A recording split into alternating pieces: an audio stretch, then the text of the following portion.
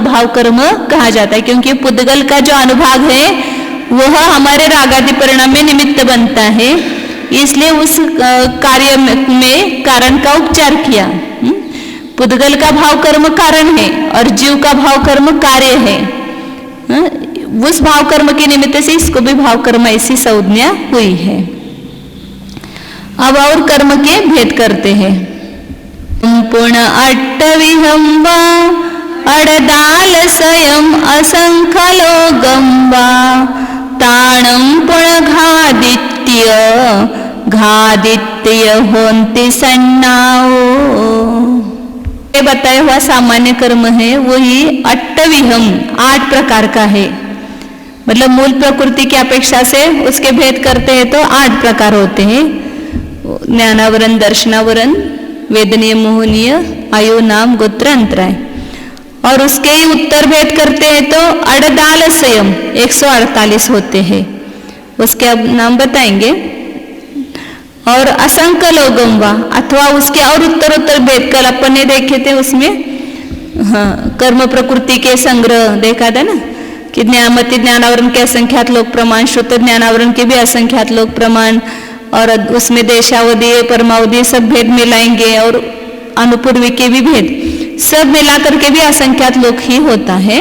तो असंख्यात लोक प्रकार है तेषा, और उनके वापिस 2 भेद किए हैं। तानम पुण घादित्ती अघादित्ती सन्नाओ होन्ति, उन कर्म की वापिस घाती और आघाती ऐसी संज्ञा है।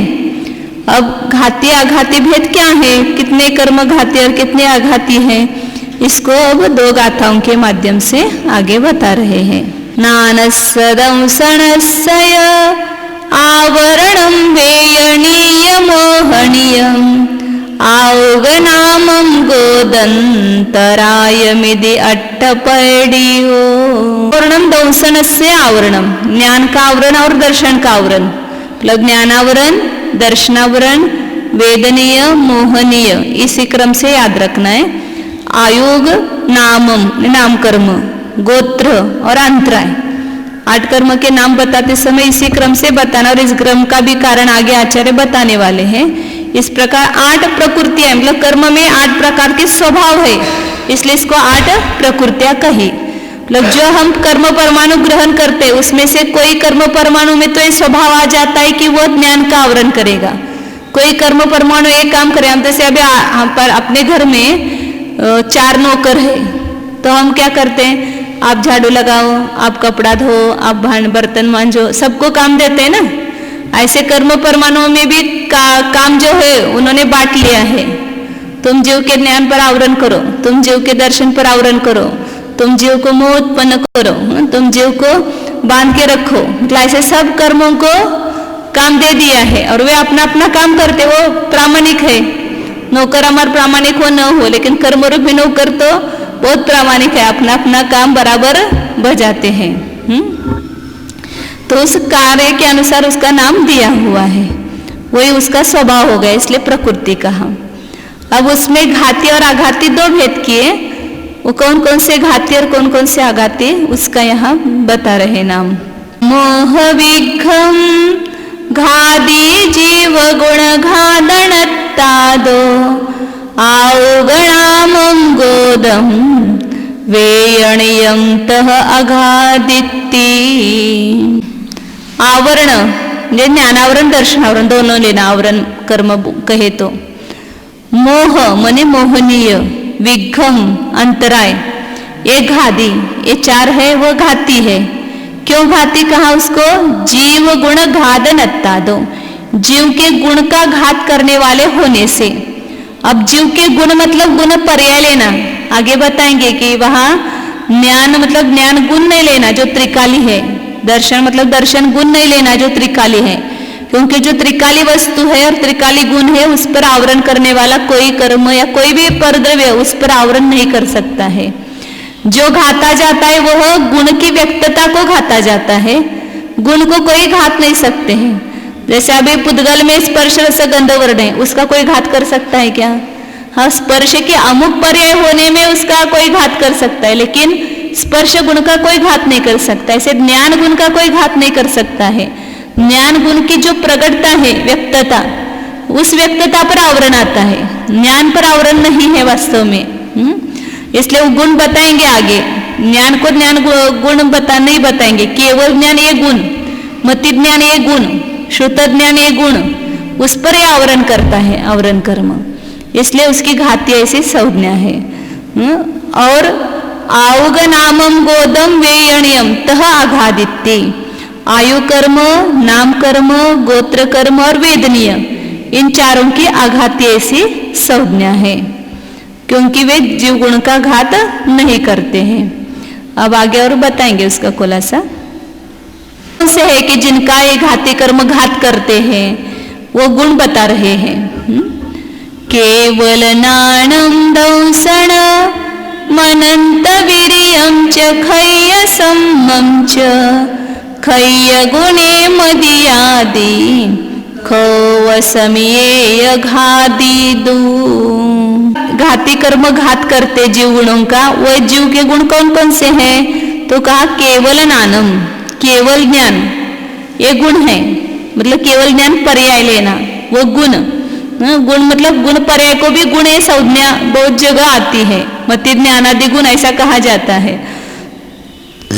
यदि गुण पर ही आवरण करे तो उसकी कोई भी पर्याय रहेगी नहीं, फिर एक एक गुण कम हो जाएंगे द्रव्य में से, तो द्रव्य भी गुणों से रहित हो जाएगा, तो द्रव्य का भी नाश होगा। इसलिए गुणों का घात कोई नहीं कर सकता है, उसके गुण और द्रव्य के लिए तो स्वयं सुरक्षित है, उसकी सुरक्षा की आवश्यकता नहीं है। जो असुरक्षित है वो पर्याय है, पर्याय तो स्वयं अंकुर ही है, इसलिए असुरक्षित ही है ना, और हम पर्याय को ही बनाए रखने का पुरुषार्थ करते हैं। तो कहते हैं कि केवल नानम, केवल ज्ञान एक गुण, फिर केवल दर्शन को भी केवल दर्शन लगाना, केवल दर्शन। अनंत वीर्य मतलब अनंत वीर्य, ये वीर्य गुण की पर्याय मतलब शुद्ध पर्याय। और शायिक सम्यक्त्व, ये सम्यक्त्व गुण की पर्याय। सम्यक्त्व गुण का भी कोई घात नहीं कर सकता है। सम्यक्त्व गुण का घात यदि मोहनीय कर्म करे तो फिर मिथ्या तो भी नहीं रहेगा, क्योंकि सम्यक्त्व गुण ही नहीं तो फिर उसकी पर्याय भी कैसी रहेगी। चारित्र गुण का भी वो घात नहीं करता है, चारित्र गुण की जो व्यक्तता है, देश संयम, सकल संयम, यथा क्या संयम, उसका ही वो घात करता है मोहनीय कर्म। इसलिए क्षायिक सम्यक्त्व, ये जो क्षायिक गुण है उनको, और मदि आदि खो समीय, मति आदि जो क्षौपशमिक गुण है, मतलब उसमें सब क्षौपशमिक भाव भी लेना, मति ज्ञान, श्रुत ज्ञान, अवधि ज्ञान, मन पर ज्ञान, ये जीव गुण, उनको घात करने वाले मति ज्ञानावरणादि होंगे। चक्षु दर्शन, अचक्षु दर्शन, अवधि दर्शन, एक क्षौपशमिक भाव, और अंतराय के दान, अंतराय दान लाभ भोग उपभोग, ये सब क्षौपशमिक गुण इनका, और सम्यक्त्व, क्षौपशमिक सम्यक्त्व, औपशमिक सम्यक्त्व, इनका घात करने वाले ये घाती कर्म है। तो जो गुण बताए वो गुण पर्याय को गुण कहा यहाँ पर, ये समझना। द्रव्य और गुण है त्रिकाली होते हैं, उसका कोई भी घात नहीं कर सकता है। इसलिए जीव के जितने गुण अनादिकाल से उतने अनंत काल तक बने रहेंगे। इस प्रकार चार घाती कर्म जीव के गुणों का घात करते, इसलिए उसकी घातीय संज्ञा बताया। अब जो अघाती कर्म है उनका काम क्या है वह यहाँ बता रहे हैं। आयु कर्म का कार्य बताते हैं। 11 नंबर की गाथा है। मोहबद्धीय संसारम्य अनादिजुत्तम्मि जीवस्सवट्ठाणं करेदि आऊहलिवनरं। कम्मकय मोहबद्धीय संसार, संसार कैसा है देखो। संसार कौन करते हैं? लोगों को लगता है हम संसार करते हैं। वो संसार जो है वो कर्मकृत है। और कैसा है? मोहवड्य, मोह से बढ़ाया हुआ है। संसार को कौन बढ़ाता है? संसार रूपी वेली को ये मोह ही है वो बढ़ाता है। अज्ञान, असंयम, मिथ्यात्व, इनके द्वारा ही संसार बढ़ा हुआ है। ऐसे इस अनादि संसार में अनादि चुत्तमी, यह संसार अनादिकाल से है और इसका सिंचन मोह ने किया है और कर्म ने इसको उत्पन्न किया है। ऐसे संसार में जीवस्य अवट्ठाणम, करेदी आऊ करेदी। आयु कर्म क्या करता है? उस जीव की अवस्थान करता है उस संसार में, मतलब संसार में रोकता है उसको। अभी कोई चरम शरीरी भी है तो जब तक आयु कर्म का क्षय नहीं होगा, मतलब समाप्त नहीं होगा, तब तक वे वहां संसार से मुक्त नहीं हो सकते। 8 वर्ष में केवल ज्ञान की प्राप्ति हुई और फिर पूर्व कोटि काल, 8 वर्ष कम पूर्व कोटि काल तक उनको भी संसार में रहना पड़ता है, क्योंकि आयु कर्म जब तक है तब तक जा नहीं सकता है। तो आयु कर्म क्या करता है? संसार में रोकने का काम करता है। जिस प्रकार उसके लिए उदाहरण दिया हली व नरम। जिस प्रकार हली मतलब एक ऐसा लकड़ी का यंत्र विशेष होता है, ऐसा ठोकरा बनाया जाता है और पाँव में बांधा जाता है उसको, उसमें तो उसके कारण वह मनुष्य इधर उधर नहीं जा सकता है, वहां पर उसको रोक दिया जाता है। बांधने का एक जीव का साधन है, जैसे बेड़ी है, वो जीव को बांधती है, मतलब वहां से हिलने नहीं देती इधर उधर, तुरंग आदि में उसको बांधते हैं ना। उसी प्रकार यह आयु कर्म जो है संसार में जीव को रोकता है, वह आयु कर्म है। अब आगे नाम कर्म का कार्य बताते हैं। जीव भेदम देहादि पोगलान भेदंच गदयंतर परिणमणम करे दिनामं अनेय विहं। है गति आदि जीव के भेद को, शरीर आदि पुद्गल के भेद को और दूसरे गति में परिणमन करने रूप, इस प्रकार अनेक प्रकार का काम है नाम कर्म। जैसे चित्रकार के उसको उपमा देते हैं ना, चित्रकार अनेक प्रकार के चित्र बनाता है, उस प्रकार नाम कर्म कार्य भी 3 प्रकार के बताए। उसमें जीव का कार्य मतलब जीव में गति जाति ये उत्पन्न करना, जीव विपाकी लेना, उसमें मतलब जीव की पर्यायों को उत्पन्न करना, नरक पर्याय, मनुष्य पर्याय, देव पर्याय, या एकेंद्र जाति, द्विंद्राधिक जाति, इन भेदों को उत्पन्न करना एक काम हो गया। और शरीर का निर्माण करना, जो शरीर नाम कर्म का उदय होगा उस शरीर की रचना करना, ये भी नाम कर्म का कार्य है। और एक गति से दूसरे गति में ले जाना, एक क्षेत्र विपाकी मतलब अनुपूर्वी कर्म। इस प्रकार 3 प्रकार के कार्य, इसलिए नाम कर्म में 3 प्रकार के भेद आते हैं ना, जीव विपाकी, पुद्गल विपाकी और क्षेत्र विपाकी। ऐसे एक ही नाम कर्म में 3 भेद है। तो इस प्रकार नाम कर्म के अनेक प्रकार का कार्य है। शरीर आदि में सब शरीर संबंधी पुद्गल विपाकी प्रकृतियां लेना, शरीर, बंधन, संगा, संस्थान, संवनन, वर्ण, गंध, रस, स्पर्श, ये सब लेना उसमें। और गति आदि जीव भेद में मतलब गति, जाति, त्रस, बादर, पर्याप्त, ये सब जीव विपाकी लेना। अब आगे गोत्र कर्म का कार्य बताते हैं। गाथा नंबर 13।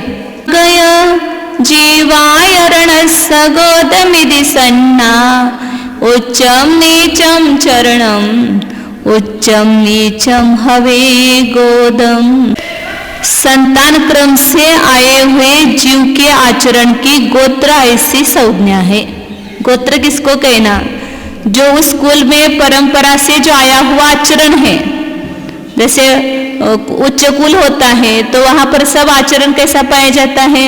अच्छा आचरण पाया जाता है ना। और उस कुल में यह जीव जाकर के पैदा हुआ तो उसको उच्च गोत्र नाम कर्म, उच्च गोत्र कर्म के उदय से वहां पैदा हुआ। अब कोई नीच गोत्र में पैदा हुआ तो वहां पर भी उसने अच्छा आचरण किया तो भी उसको नीच गोत्र ही कहा जाएगा, क्योंकि संतान क्रम से वहां किस प्रकार का आचरण चला आ रहा है, नीच गोत्र के अनुसार आचरण चला आ रहा है। अब इस जीव ने पुरुषार्थ के इसका आगे गोत्र बदल जाएगा या आगे वो दूसरे अच्छे भाव में जाएगा, लेकिन उस भाव में तो पुराने उसने नीच गोत्र का बंध किया है तो उसका नीच गोत्र का ही उदय कहलाएगा और नीच गोत्र के अनुसार ही उसकी सब व्यवस्था होगी। और कोई उच्च गोत्र में पैदा होकर के नीच आचरण करता है तो भी वो उच्च गोत्र ही कहलाएगा। अब वह आगे जाकर के उसको नीच गोत्र का उदय आ सकता है, लेकिन अभी वर्तमान में नीच आचरण करते हुए भी वह उच्च गोत्र समझा जाता है, क्योंकि गोत्र की क्रम अपेक्षा से कहा जाता है संतान क्रम से आए हुए, मतलब उस कुल में किस प्रकार का आचरण चला आया है तो उसके अनुसार गोत्र यह संज्ञा होती है। तो उसमें 2 प्रकार के आचरण, उच्च आचरण और नीच आचरण, इसलिए गोत्र भी 2 प्रकार का, एक उच्च गोत्र और नीच गोत्र, इस प्रकार 2 प्रकार का है। अब यहाँ वेदनीय कर्म का कार्य बता रहे हैं। अनुभवनम वेयणीयम सुहसरुवयम सादम दुःख सर्वमसादम तम वेदयदि दिवेदनीयम।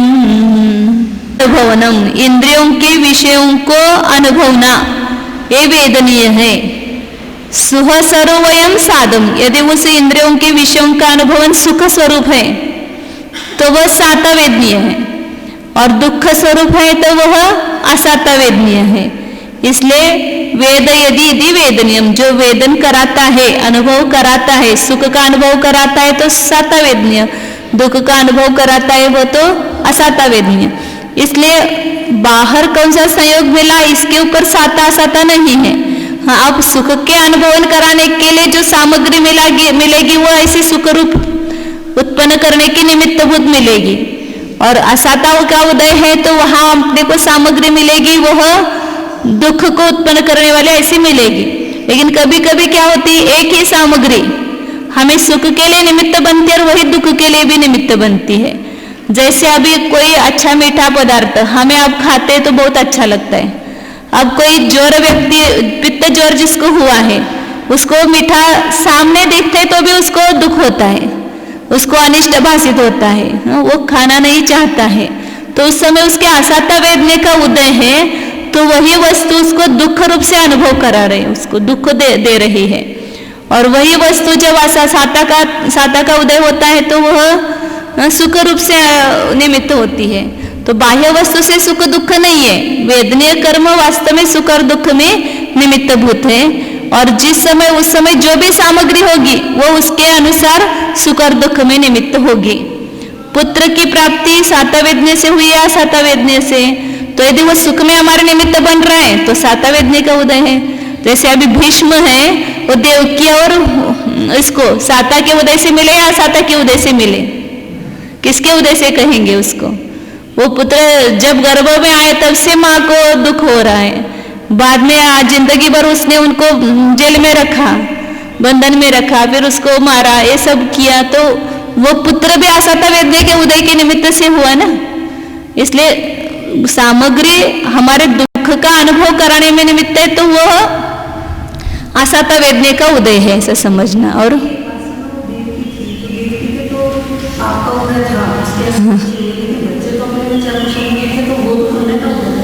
हाँ, कौन सा? भीष्म हुआ, तो फिर उनका तो अपने होगा था, देवकी का पाप होगा कि उसको अपने बच्चों की शक्ल ही नहीं देते थे। हाँ बराबर है, बच्चों का पाप नहीं था।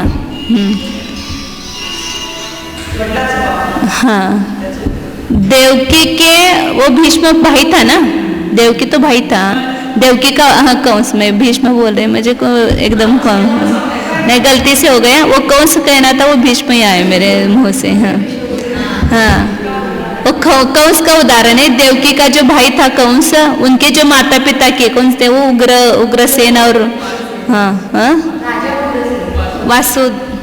वासुदेव देवकी का ये हो गए ना।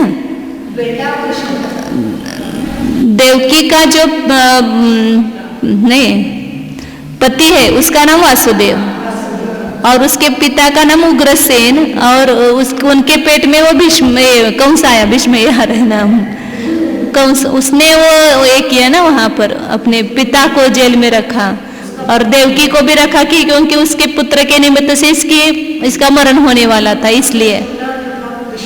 हाँ बराबर है, वो कंस कहना था मुझे, वो भीष्म आ गया मुंह से। हाँ हाँ हाँ बराबर है। तो अखाणम अनुभवनम, इसलिए व्याख्या कैसे की आचरण है, जो इंद्रियों के अनुभवन विषय का अनुभवन कराता है तो साता रूप से कराता है तो साता वेदनीय, असाता रूप से कराता है तो असाता वेदनीय। अब यहाँ पर अब ये जो क्रम रखा है ज्ञानावरण आदि, वो क्रम क्यों रखा है उसके लिए यहाँ कारण बता रहे आगे।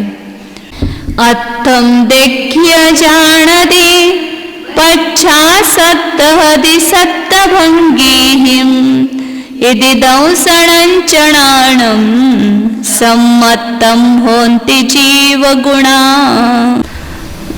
अत्तम देखिए जानधी, संसारी जीव जो है पहले पदार्थ को देख करके फिर जानता है, देख करके मतलब उसका सामान्य प्रतिभास करके फिर जानता है। पश्चात फिर उसके बाद श्रद्धान करता है, क्योंकि जब तक ज्ञान नहीं होता है तब तक वस्तु का श्रद्धान नहीं होता है, और जिस प्रकार का ज्ञान होगा उस प्रकार का श्रद्धान होगा। किसी व्यक्ति के बारे में हम दोष रूप उसको जानते हैं तो श्रद्धान भी कैसा होगा, ये दोषी है ऐसा श्रद्धान होता है। किसी व्यक्ति के गुणों को जान करके उसको गुण रूप से हम जानते हैं, गुणी रूप से, तो श्रद्धान भी वैसा ही होता है। तो ज्ञान जो है वो श्रद्धा उत्पन्न कराने का कार्य करता है। तो जानता है फिर बाद में श्रद्धान होता है। कैसे? सत्तभंगी ही, 7 भंगों के द्वारा निश्चय करके फिर श्रद्धान होता है।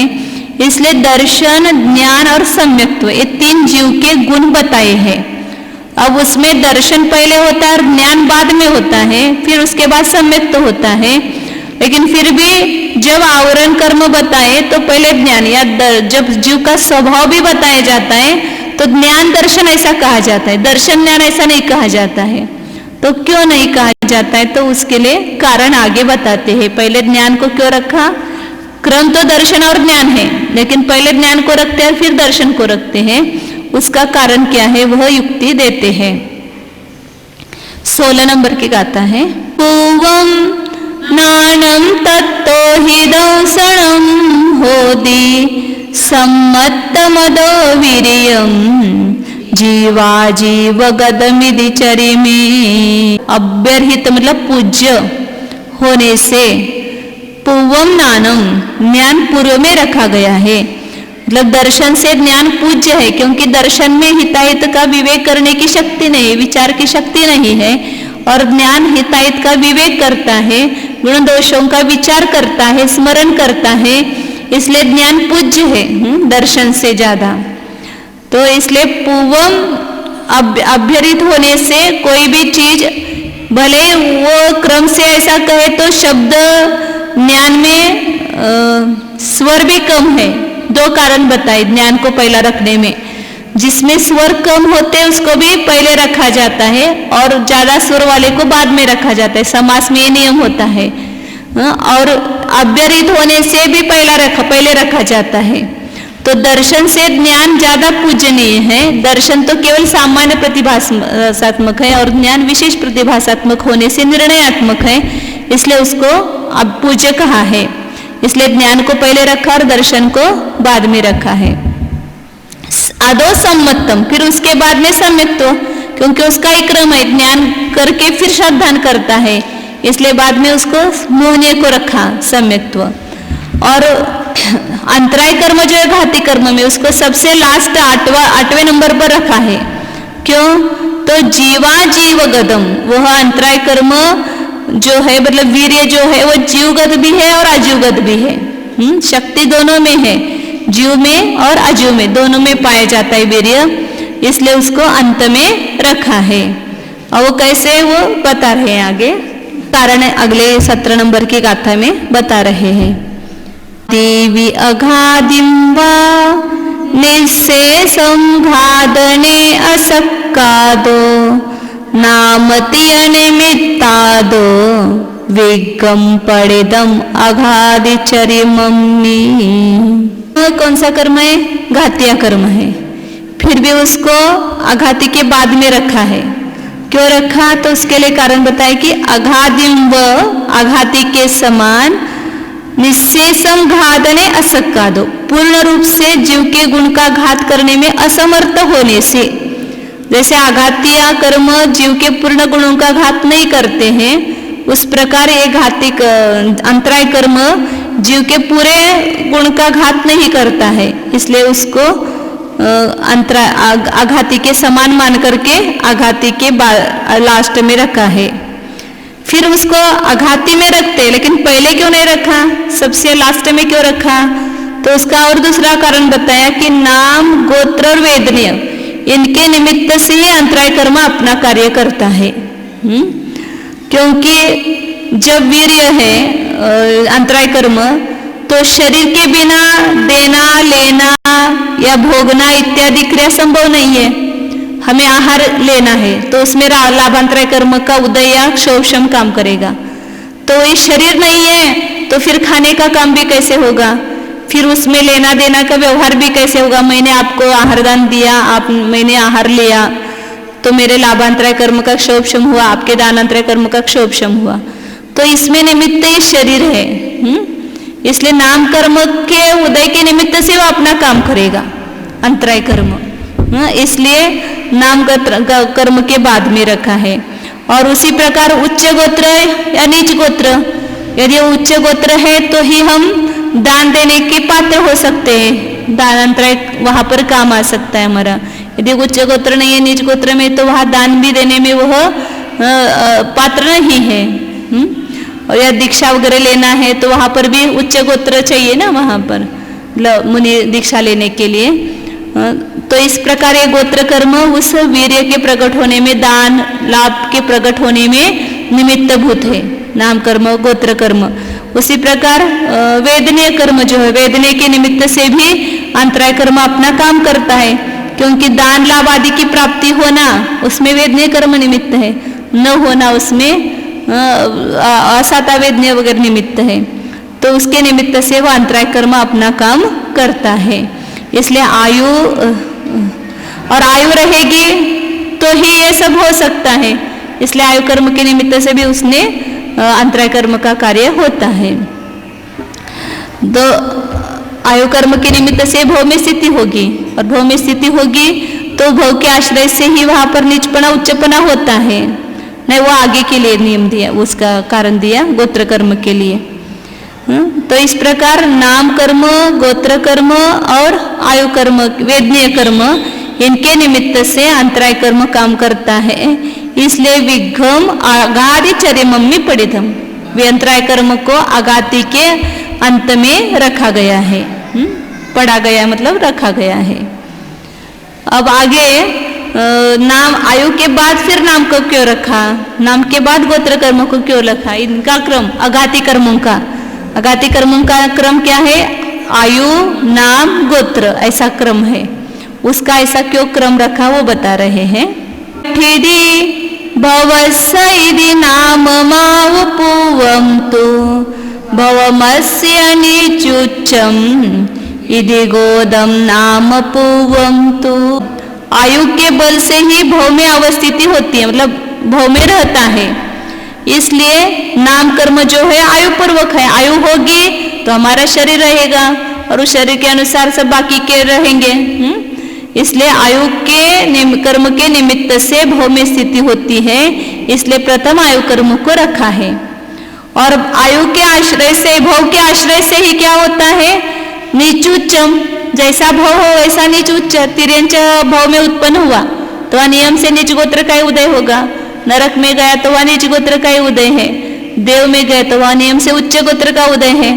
तो भव के आश्रय से ही क्या होता है, नीच और उच्चपना होता है।